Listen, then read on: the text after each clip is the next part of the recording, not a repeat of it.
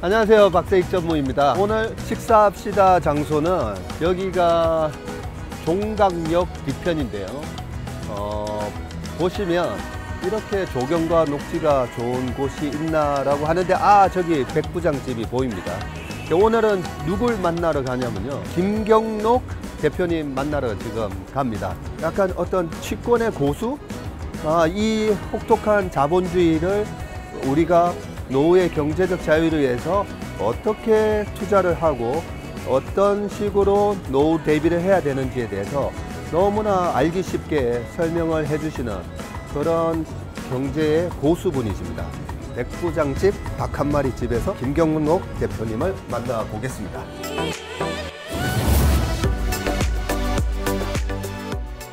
안녕하세요, 대표님. 예, 반갑습니다. 저도 뭐 방송으로만 계속 뵙다가 오늘 뵙게 돼서 너무나 영광이고, 제가 예전에 20년 전에 KTV 자산운용이 있을 때 그때도 바로 옆에 이제 미래에셋 자산운용이 있었잖아요. 예, 알고 있습니다. 네. 예. 그 KTV 계셨네요. 네. 예. 그래서 대표님 성함은 제가 뭐 너무 익히 오래 전부터 들어왔기 때문에. 저는 채권 쪽이라서 주식하셔가지고 잘 모르셨을 것 같은데. 네. 주식과 채권 양쪽을 이제 다 보긴 보는데, 저는 채권 하시는 분들이 되게 부럽더라고요. 네, 저는 주식하시는 분들이 부럽습니다. 그렇습니까? 저는 왜 채권이 부러웠냐면 네. 두 가지인데요. 혹시 제가 잘못 알고 있을 수도 있습니다. 주식은 주식 시장이 강세로 갔음에도 불구하고 스탁 피킹을 잘못해서 시장을 상당히 언더퍼폼 하는 경우가 많고, 그러다 보면 이 벤치마크 대비해서 언더퍼폼 한 거에 대한 굉장한 스트레스를 받는데, 채권은 국채랑 회사채 이런 거에 어떻게 듀레이션을 가져갔는지. 이제 미국은 아시다시피 모기지, 뭐 MBS, 지방채, 회사채, 그다음에 정크본드 이렇게 쫙 펼쳐져 있으니까요. 이제 채권을 하는 사람들도 다양한 분야로 할 수가 있습니다. 그런데 우리나라는 거의 국공채 시장이고, 그리고 기관에 있는 사람들은 그때 외환위기 전에는 이제 은행 보정 이래가지고 보정 회사채 이런 것도 나와서 활발하게 거래됐는데요. 기관에서 이제 운영하는 사람들은 거의 B급 운영은, 그러니까 신용등급 B급 운영은 거의 잘 안 하니까 거의 말씀하신 대로 매크로 시장이라고 보시면 될 것 같습니다. 거의 동질적이고 가끔씩 이제 채권 간의 가격 차이, 스프레드가 이제 가끔씩 이렇게 벌어졌다 좁혀졌다 이런 정도가 있긴 한데요. 2000년 초중반 제가 이제 같이 일하는 밑에 이제 친구들한테, 야, 이거 한국 채권 시장에서 일하다가는 바보 된다. 맨날 국채 얼마 발행되냐, 정부가 얼마 찍을 것 같아, 어쩔 것 같다, 통한채 얼마 발행되냐, 이 정보만 가지고 이렇게 평생 지내봐야 사람 바보 된다. 적어도 이게 글로벌하게 시장이 어떻게 움직이는지 이런 글로벌 변수들을 다 보려면은 이제 좀 글로벌 채권을 운영해야 한다. 그런 이야기들을 했었는데요. 그래서 저희들이 2008년, 7년 이때부터 글로벌 채권을 좀 운영을 해서 지금 이제 저희 데스크에서 아마 저 글로벌 채권 파트가 꽤 클 겁니다. 수조 원을 운영하고 있을 겁니다. 저희가 이제 주식쟁이 입장에서 채권을 바라봤을 때는 약간 이제 선비들, 그렇게 경제학과 대표님도 경제학과 나오셨잖아요. 검도를 제가 1학년 마치고 부산에서 이제 도장을 갔더니 그 사범님이 저보고 이 장칼 쓰지 말라고 막 이런 거 있잖아요. 큰 칼을 쓸 줄 알아야 된다. 딱 그 말씀을 하셨는데, 채권이 좀 그런 것 같아요. 묵직하게 듀레이션 조절이라든지 그런 부분에 있어서 이 얘기를 하다 보니까 제가 채권 시장에도 고수분 한 분이 지금 생각이 나는데, 옛날에 제가 한화자산에 있을 때 모셨던 이경로 대표님이라고 아시죠? 선배님이라서. 또 학교 선배님이시죠? 한화 그때 증권에 유명했던 양반이 리서치로는 안동규 씨가 있었고요.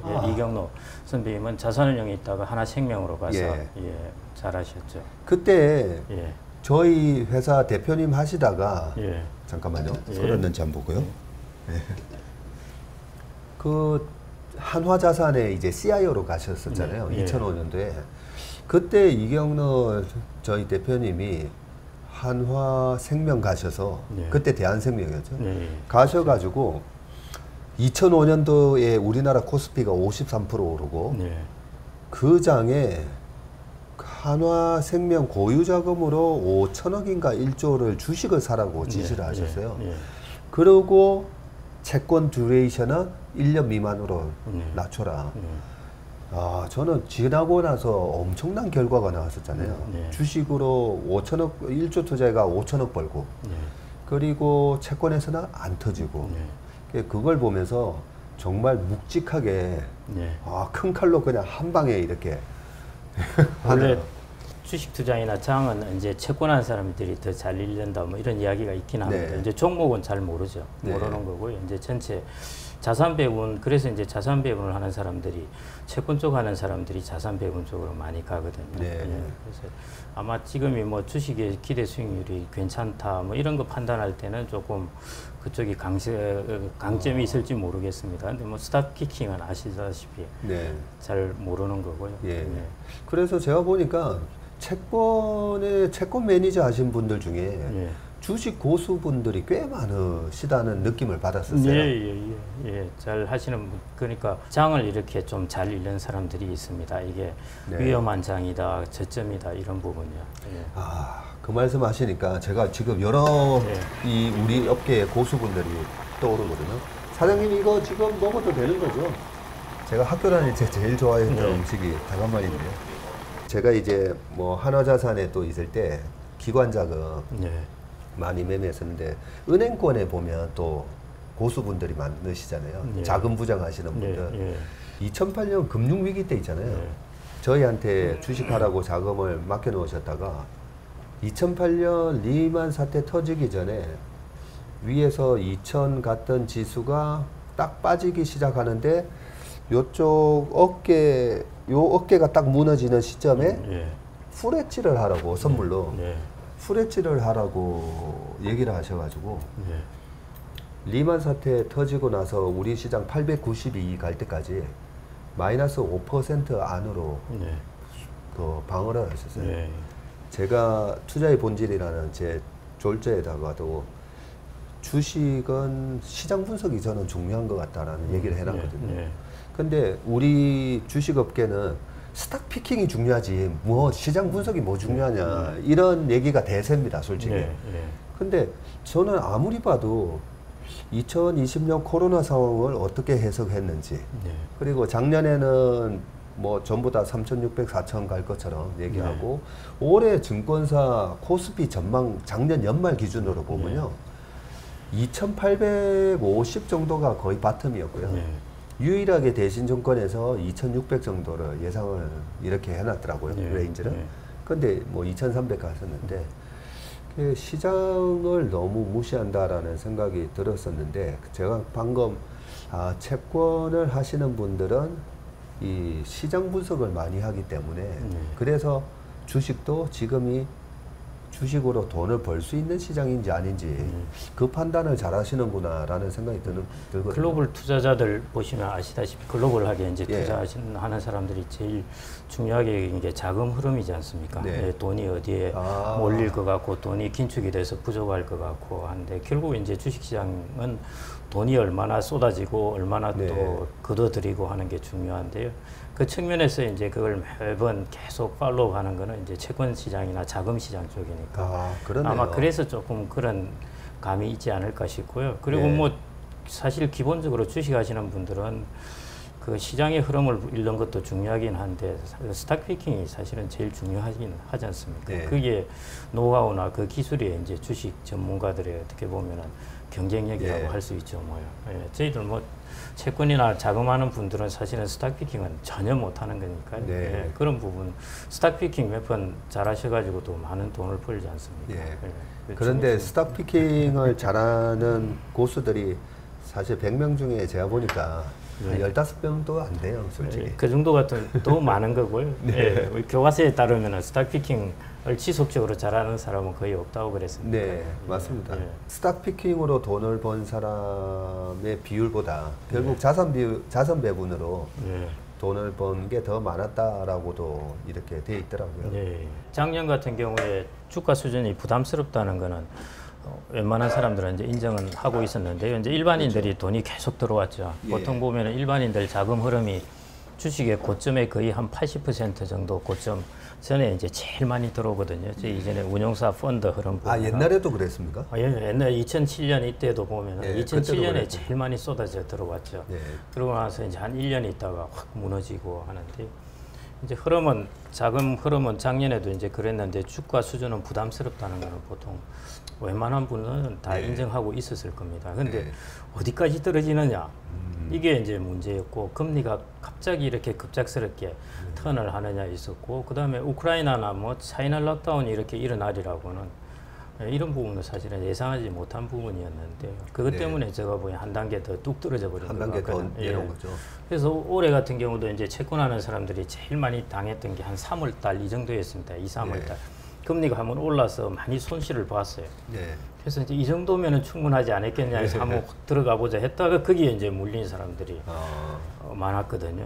그 주식도 아마 마찬가지였을 겁니다. 네. 한 단계 이렇게 떨어지고 나서 이제 대충 이 정도에서 뭐 더 빠지면 얼마나 빠질까 하고 갔다가 막 뚝 떨어졌는데요. 그게 결국 뭐 우크라이나 그쪽이 이 정도까지 여파가 지속되리라고 몰랐던 것이고 예. 차이나 락다운이 저렇게 뭐 경제를 생각지 않고 전폭적으로 락다운을 할지 몰랐으니까 이제 그런 네. 일이 터진 것 같은데요. 그래서 이 정도까지 터진 것을 가지고 이제 봐봐 내가 맞았지 않느냐 이렇게 말하는 건 조금 그럴 것 같고 그래서 저도 요즘 뭐 이제 반성을 하면서 그 금융위기나 이런 쪽 관련된 책들을 좀 꼬집어내서 다시 좀 보고 있습니다. 한 너다섯 권 꺼내놓고요. 아, 좀 그러세요? 보고 있습니다. 이 네. 도대체가 이게 왜 이렇게 정확하게 이런 걸 잘 몰랐을까 싶어가지고. 아유, 예. 그런 면에 있어서는 저도 참 반성이 많이 됩니다. 저도 파생 상품 매매를 되게 많이 했었거든요. 예, 예. KTV에서 뭐 한 달에 2, 3조씩 매매했으니까요. 그럼 단기 투자를 잘 하시겠는데. 네, 그래서 뭐 단기 그림 그리는 것도 좋아하고요. 예. 누구보다도 이 시장 예측하는 거, 예. 그런 거 좋아하긴 하지만 제일 중요한 것은 결국 코로나 때도 너무 쌌었잖아요. 예. 우리나라 PBR이 0.55였으니까요. 그런 PBR에서는 우리나라 IMF 때도 마찬가지고 사면 뭐 1년 안에 뭐 아주 큰 네. 수익을 냈으니까요. 그런 거 생각하고 작년 같은 경우에는 또 밸류에이션이 또 만만치는 않았었거든요. 네. 뭐 재작년에는 뭐 3층 가니까 네. 그냥 뭐 빚내서라도 투자해라 뭐 네. 이런 걸 뭐 2100 밑에서 외쳤었다면 작년에는 저희가 3150 넘었을 때는 자금을 또 안 받았었습니다. 네. 그거 하나는 이제 잘했었는데 올해 이렇게까지 떨어질 거라고는 예상을 못 하다 보니까 많은 투자자분들한테 요즘 그 유진투자증권의 강영현 부장이라고 있어요. 그 강 부장의 방송을 한두 달 전에 이제 보다가 하나 아이디어를 얻은 게 신용이 안 틀렸구나. 그 채권 시장에는 신용이 있습니까? 채권 시장은 뭐 신용을 거의 잘 안 쓰죠. 그런 게 없죠. 예. 금융위기 이번에 코로나 때도 제야의 고수가 형님 아직 신용이 안 틀렸습니다. 이런 얘기를 많이 했었거든요.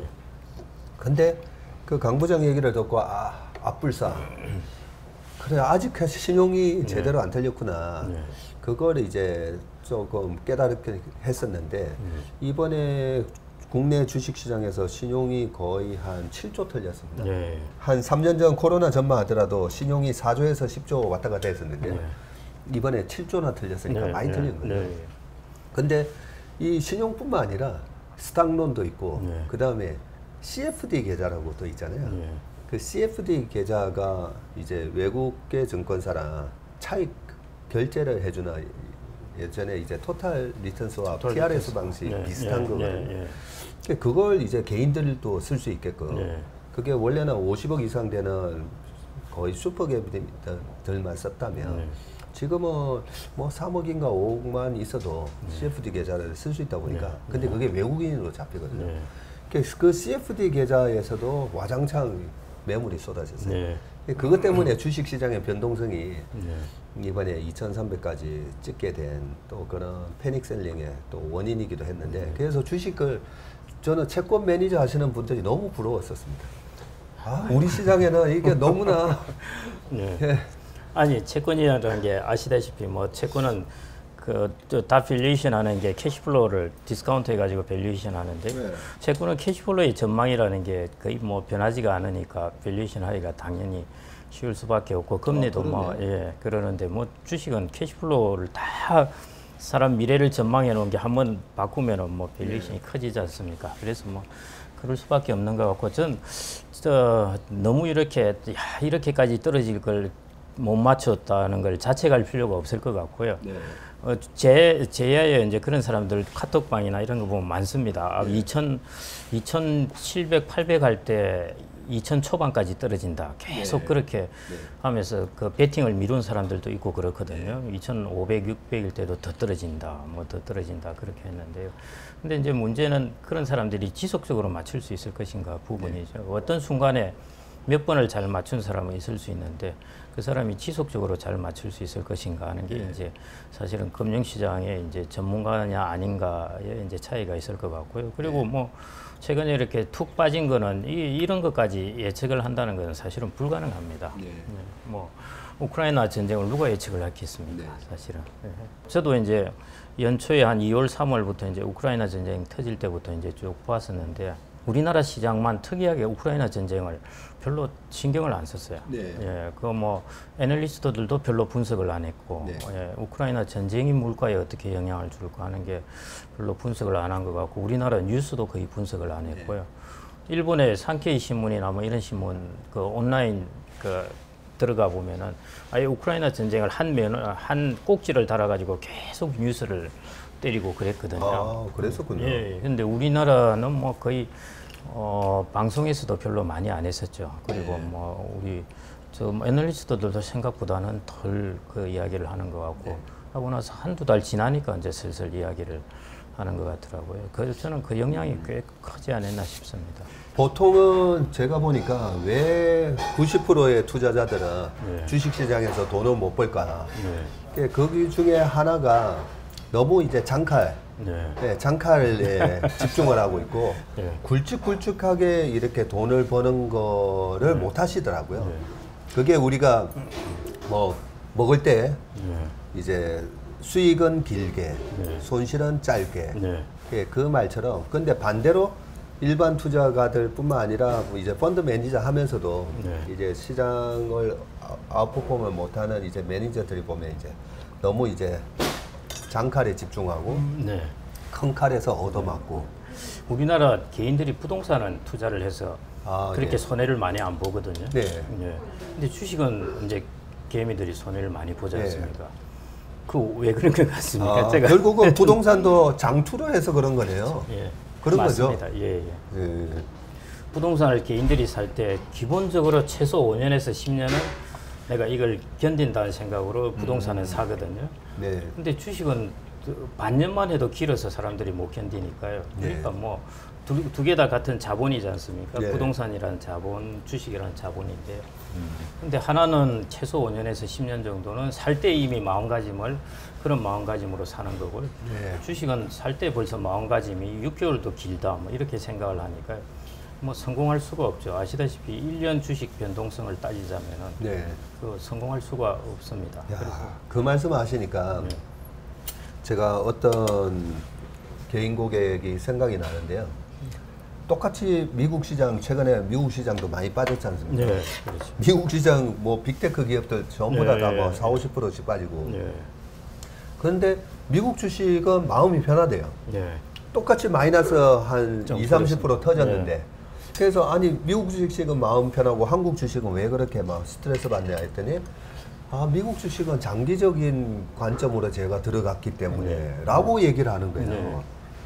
그래서 제가 그 얘기를 들으면서 아니 그럼 뭐 한국 주식은 왜? 한국 주식은 단타를 해야 된다 생각하고 미국 주식은 장기적인 관점으로 여기서 물려도 나는 결국은 장기적으로 들고 가면 돼 라는 마인드로. 그래서 옛날에 그 원효 대사님이셨죠? 당나라에 유학을 가다가 해골 바가지에 물을 마시고 나서 깨달으셨잖아요. 부처님은 내 마음속에 있는 거구나 하면서. 그러니까 저는 그게 중요한 것 같아요. 결국은 내가 투자를 하면서 큰 칼을 쓰느냐 장칼을 쓰느냐. 근데 정말 고수가 아니면서 이래 장카를 쓴다는 게 네. 그게 더 어려운 거 아닙니까? 예, 예. 그 미국은 뭐 아시다시피 미국 주식은 우상향 올라가는 모습을 보이니까 사람들이 거기에 대한 믿음을 갖는 것 같고요. 우리나라는 뭐 이렇게 횡보하다가 한 번씩 올라갔다가 또 횡보하다가 그러니까 이제 거기에 대한 믿음이 덜한 것 같아요. 10년 동안 횡보하기도 하고 그러니까 우리나라 주식시장에 이제 좀 특징인 것 같기도 하고요. 우리나라 뭐 배당도 잘 안 해주고. 그리고 또 채권 투자하시는 분들이 주식으로 쏠쏠하게 잘 버시는 게 잡주를 잘 안 하시는 것 같아요. 예, 뭐 모르니까 일단 정보도 안 들어오고. 예. 그리고 시장을 보시니까 시장이 안 좋을 때 사면 먹는다. 그게 채권은 또 경제가 안 좋을 때 들어가야 또 강세장이 오니까. 그래서 아마 투자하는 데 있어서 약간 습관이 돼 있으시기도 한 것 같은데 채권 하시는 분들이 삼성전자 매매 투자를 꽤 많이 하시더라고요. 그러니까 뭐 많이 빠졌다 싶으면 뭐 이렇게 매수했다가 뭐 기다리면 되지.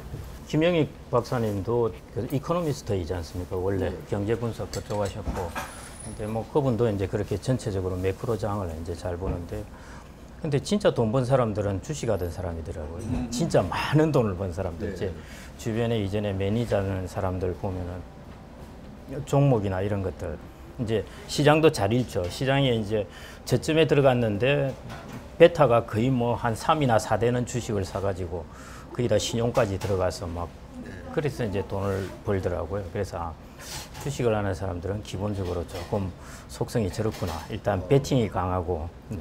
근데 주식하는 사람들이 먹은 것만 얘기해서 그렇지. 그렇죠. 당연히 이제 배팅 잘못했다 망하기도 하죠. 네, 망한 것도 많고 그래서 낚시꾼하고 주식쟁이들하고 좀 허풍이 센 걸로 많이 비유되지 않습니까? 저는 그래서 개인들이 제가 이제 자산 운용, 자산 배분 뭐 이런 쪽으로 쭉 공부를 하고 해오다가 이제 개인들의 이제 생애 자산 관리 이런 쪽은 이제 좀 또 관심을 갖고 하는데요. 그러면서 이제 몇 가지 의문 중에 하나가 이게 개인들이 부동산으로는 돈을 대부분 버는데 왜 이제 주식으로는 돈을 못 벌까? 그러니까 일단은 이제 그 대하는 관점이 너무 틀린 것 같고요. 아까처럼 부동산 하면은 기본적으로 나는 5년, 10년을 갖고 있겠다는 생각으로 들어가는데 주식은 그렇지 못하다는 게 제일 큰 차이점이 아닐까 그렇게 생각되고요. 더욱이 부동산은 땅 투자하는 사람들은 진짜 자기 자식 때까지 생각하거든요. 내 이거 그때까지 안 오른다. 아이 뭐 그러면 우리 자식한테 물려주지. 그렇네요. 아마 주식도 그런 생각으로 들어가시면은 제가 보니 뭐 돈은 벌 수 있을 것 같아요. 사실은 재벌들은 보면은 자기의 전체 비즈니스를 자식 때까지 다 생각하면서 비즈니스를 하는 셈이죠. 저희 어머니랑 전 보러 한번 간 적이 있었어요. 한 10몇 년 전에. 그 아버지가 예전에 이제 저 김해 쪽에 80년대 땅을 사놓으셨는 그 임야인데 정말 이제 몇백 원짜리죠, 몇백 원짜리. 실제로 지금도 가치가 뭐 몇 천만 원밖에 안 되는 그런 땅인데 그 점쟁이가 그렇게 얘기하더라고요. 아, 이 땅은 손자 때 손자 때에 크게 될 거다. 뭐 이런 식으로 얘기하는 거 보고 제가 아, 참 저 점쟁이 참 똑똑하네, 현명하네. 그 나중에 뭐 검증 안 되는 얘기잖아요. 근데 얘기 들으러 간 사람 기분 좋잖아요. 손자 때 되면 크게 대박 날 거라고. 이 투자자들이 그 나의 마인드셋이 정말 중요한 거네요. 그리고 부동산 쪽에 아까 방금 그 말씀 정확하게 하셨는데요. 하여튼 자본을 가지려면은 이제 우량한 자본을 가져라. 아마 대부분 금융 쪽에서 이제 똑똑한 분들도 많고 하는데 사라진 분들도 있고 계속 성장을 하는 분들도 있고 하는데 그 성장을 하시는 분들의 특징을 보면은 하여튼 우량한 거를 가진다는 게 철칙이신 것 같아요. 저도 저희 미래셋 있으면서 저희 이제 회장님께 배운 게 하여튼 한 20년 동안 들어온 말이 퀄리티이고 우량한 것. 이 이야기를 거의 뭐 20년 넘어. 부동산도 마찬가지고. 그러니까 투자들의 대가들의 이 투자 원칙은 똑같은 것 같네요. 그 브룩필드 자산 운용이라고 아시죠? 그 캐나다의 뭐 전 세계에서 부동산 1등이라고 하는데 그 브룩필드 자산 운용의 CEO가 CEO이면서 CIO인 예. 그분이 늘 하는 얘기가 핵심 자산을 모아가는 거다. 예. 그러니까 주변 부동산은 이번에 저기 IFC를 블루필드가 AIG로부터 인수했다가 이번에 이제 또 팔잖아요. 예. 그러니까 주변 자산은 먹으면 팔고 그 수익으로 계속 핵심 자산을 모아간다. 그러니까 핵심 자산은 파는 게 아니다. 예. 예, 그런 식으로 예. 그럼 핵심 자산은 어딜까? 뭐 뉴욕의 빌딩일 수도 있고 예. 그죠? 예.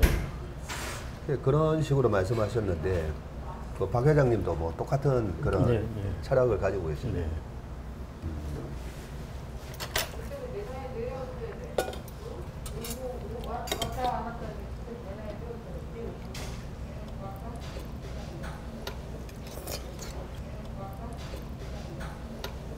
그래도 우리나라 개인들이 예전하고는 좀 많이 달라졌다고 봅니다. 예. 예전에는 주식 투자 뭐 하는데 물어보면 네. 전부 잡주였었잖아요. 네. 근데 요즘은 아시다시피 뭐 삼성전자 주주가 뭐 600만, 700만 예.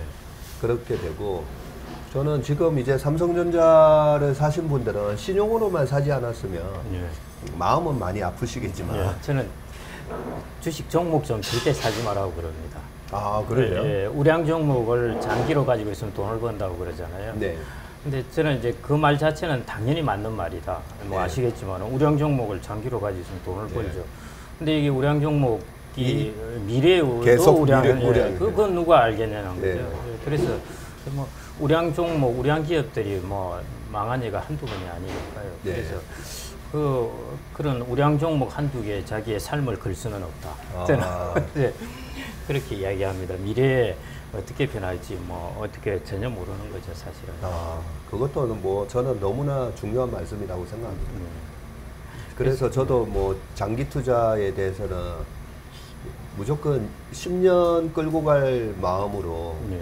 아무리 사더라도 10년 끌고 갈 마음으로 살려면 열심히 공부해야 돼. 하지만 2년마다 체크를 해야 된다고 얘기하거든요. 저는 이게 맞는 말인지 모르겠는데요. 이제 주식하는 분들은 다를 텐데 오히려 종목은 한 2년, 3년 정도의 그 타임 호라이즌을 보고 예. 투자를 하는 것이고 예. 그 이상 되면은 불확실성이 인간의 능력으로 예측을 하기가 불가능합니다. 그런데 2, 3년 정도는 기업의 흥망성쇠는 대충 이제 높은 확률로 예. 예측이 가능하니까요. 그래서 그런 것들이 이제 밸류에이션에 비해서 과하게 떨어졌다든지 이러면은 이제 투자하면 아주 좋은 기회이죠. 근데 그걸 10년, 20년씩 모르죠. 네. 어떻게 될지. 불확실성이 어마어마하게 커지는데요. 네. 그래서 오히려 그 지수라든지 기업의 어떤 주식의 묶음에 패키지에 투자할 때는 장기로 투자해도 괜찮은데 그거는 이제 일종의 그 자본주의라든지 자본시장에 투자하는 것이니까 네.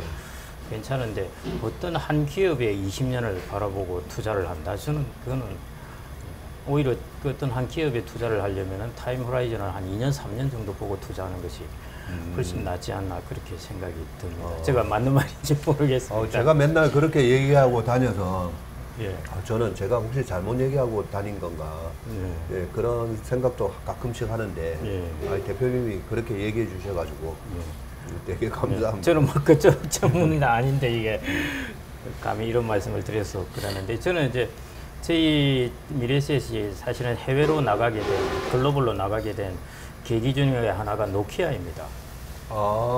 노키아라는 회사가 아시다시피 2004년 이때 보면 2003년, 4년 서점가에 난리였습니다. 네. 노키아를 배우자고 계속 나왔었죠. 그렇네요. 예, 그리고 이제 2008년까지 주가가 계속 올라갑니다. 7년, 8년까지. 그러면서 이제 노키아가 바로 애플 저런데 밀리면서 아이폰 때문에. 예, 고점 대비해서 95%가 주가가 하락했지 않습니까? 네, 맞습니다. 예, 그 우리나라 그때 그 당시 삼성전자가 우리나라 시총에서 거의 뭐 20몇 % 차지할 때였지 네. 않습니까? 예, 그래서 우리나라 주식시장이 너무 쏠려 있다 몇 가지 종목에.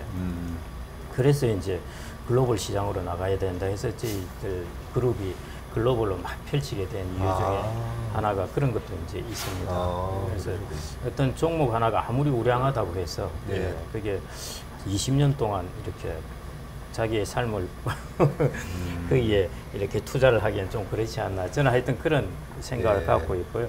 예. 그래서 저는 뭐 하여튼 여하튼 워렌 버핏이 이야기한 것처럼 뭐 지수에 시장에 투자하는 것이 제일이다. 뭐 이렇게 네. 보고 있습니다.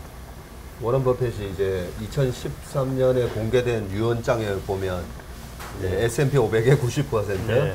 미국 10년물 국채의 10% 하라고 네.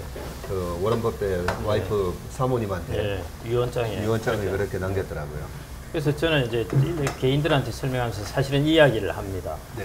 하면서 워렌 버핏의 이 문장 안에 투자의 철학이 모두 들어있다. 네. 첫 번째, 자산 배분에 있어서 자본 중심으로 가져가라는 것이거든요. 아. 그러니까 주식을 90% 하라고 그랬잖아요. 예. 예, 그러니까 주식이 일종의 자본이고 채권은 자본이라 하긴 좀 그렇지 않습니까? 네. 만기까지 가지고 있으면 예금하고 비슷한 거니까요. 그러니까 채권 10%는 거의 유동성으로 가지고 있으라는 뜻이거든요. 네. 그러니까 거의 첫 번째 워렌 버핏의 문장을 보면은 자본을 중심으로 가지고 있어라. 자본 중에서는 주식이 낫다. 네. 이게 첫 번째인 거고요. 두 번째는 주식이라는 자본에 투자할 때는 S&P 한 500개 기업 정도에 투자하는 것, 뭐 그게 예. 제일 좋다. 예. 이 두 가지 투자 철학이 다 들어있는 것 같아요. 예. 아, 그런데 지금 저는 100% 동감을 하거든요. 네. 동감을 하는데 제가 오늘 아침에 신문을 읽다가 네. 국민연금이 고갈되는 시기 예. 뭐 그걸 또 읽었어요.